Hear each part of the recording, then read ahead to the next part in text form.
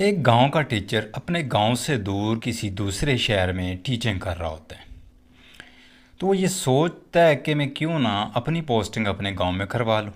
एक तो गांव के बच्चों को मैं तालीम भी दे पाऊँगा और दूसरा अपने घर में हंसी खुशी भी रह पाऊँगा, अपने बच्चों के पास रह पाऊँगा। ये सारा सोच विचार करने के बाद वो अपनी पोस्टिंग अपने गांव के एक स्कूल में करवा लेते हैं। जब वो पोस्टिंग होकर अपने गांव के स्कूल में जाकर तालीम देने के लिए स्टार्ट लेने लगता है तो गांव का जो सरबराह होता है, जो चौधरी होता है, वो वहाँ पे जिरगा जमा कर लेता है, पंचायत बटा लेता है।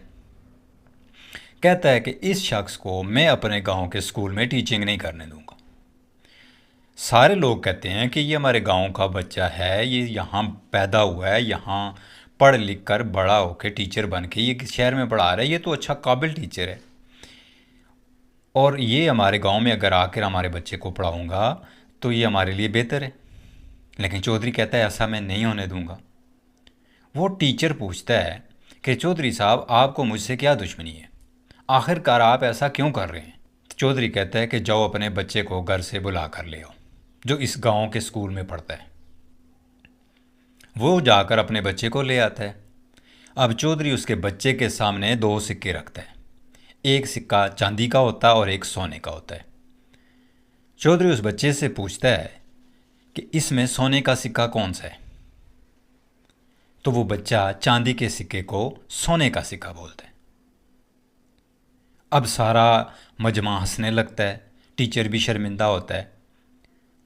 वो चौधरी कहता है इसी वजह से मैं इस बंदे को इस स्कूल में टीचिंग नहीं करने दूंगा, जिसने अपने बच्चे को इतना तक नहीं बताया, इतना तक नहीं समझाया, इतनी पहचान तक नहीं करा सका कि सोना को कौन सा है और चांदी कौन सा है। जिसका अपना बच्चा इतना नालायक हो, इतना बेहिस हो, वो हमारे बच्चों को या दूसरे बच्चों को क्या शिक्षा देगा, क्या तालीम देगा, क्या एजुकेट करेगा।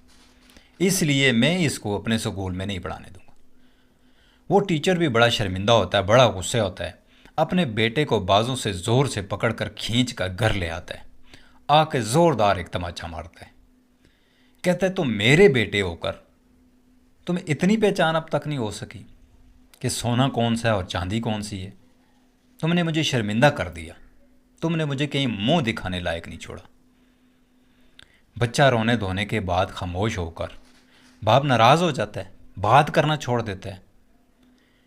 काफ़ी टाइम के बाद बच्चा उसे कहता है अब्बा जी, मैं आपका बेटा हूँ, मैं इतना बेवकूफ़ नहीं हो सकता हूँ। आओ साथ वाले कमरे में आपको एक चीज़ दिखाता हूँ, उसके बाद आपको अंदाज़ा हो जाएगा कि मैंने ऐसा क्यों किया। अब टीचर का गुस्सा थोड़ा कम हो चुका होता है। वो अपने बेटे की बात सुनकर उसके बताए हुए कमरे में जाता है। वहाँ से बेटा एक चारपाई के नीचे से छोटा सा संदूक निकालता है और उसको जब खोलता है तो वो चांदी के सिक्कों से भरा होता है। अब वो कहता है कि ये कहाँ से गुल खिलाया तुमने, कि आप चोरी करना शुरू कर दिए, ये किसके चुरा के ले आए हो।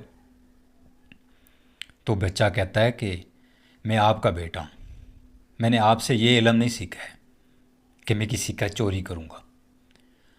मैं रोज़ सुबह जब स्कूल जाता हूँ, आपको पता है हमारे स्कूल का रास्ता चौधरी की डेरे के बाहर से गुजरता है। तो जब मैं स्कूल से वापस आता हूँ तो उस वक्त चौधरी और उनके दोस्त यार सारे बैठे होते हैं। तो चौधरी मुझे आवाज़ देता है, ओए इधर आ, मेरी बात सुन।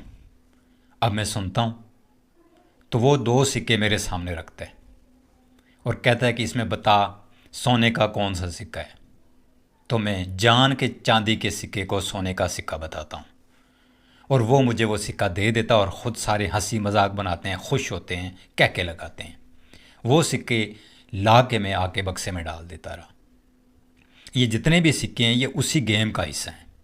मुझे पता था कि सोने का सिक्का गोल्ड कलर का होता है, इतना बेवकूफ़ नहीं हूँ मैं। लेकिन उनको गेम लगती है, उनके लिए फ़न है, उनके लिए मैं हंसी मजाक हूँ, तो समझने दे उन्हें, हमें इससे फ़ायदा हो रहा है। इतने शुमार मैंने चांदी के सिक्के उस चौधरी से लिए हैं, सिर्फ यही वो समझ रहा है कि मैं बेवकूफ़ हूँ। तो अब्बा जान, मैं बेवकूफ़ नहीं हूँ, ये वो बेवकूफ़ हैं जिनकी सोच है। दोस्तों, स्टोरी सुनाने के पीछे मतलब ये है कि कुछ लोग हमें बेवकूफ़ समझते हैं, समझने दें। हमने फोकस अपने काम पे रखना है। हमने ये देखना है कि जो हम काम कर रहे हैं वो क्या है, वो किस तरह का है, क्या हमें उससे बेनिफिट मिल रहा है। लोगों की तरफ अगर हम जाएंगे, लोगों की बातों के ऊपर ध्यान देंगे तो वो कभी भी हमें किसी भी हाल में नहीं जीने देंगे। हमने तवज्जो अपने किरदार पे और अपने काम पे रखनी है। दुनिया वाले कभी भी आपको किसी भी हाल में नहीं देख सकते। दुनिया को खुश करने पे अगर आप आएंगे तो आप कुछ भी नहीं कर पाएंगे। उम्मीद करता हूँ कि स्टोरी में जो मोटिवेशन थी आपको अच्छी लगी होगी। इजाज़त चाहता हूँ, चैनल को सब्सक्राइब कर लें यार।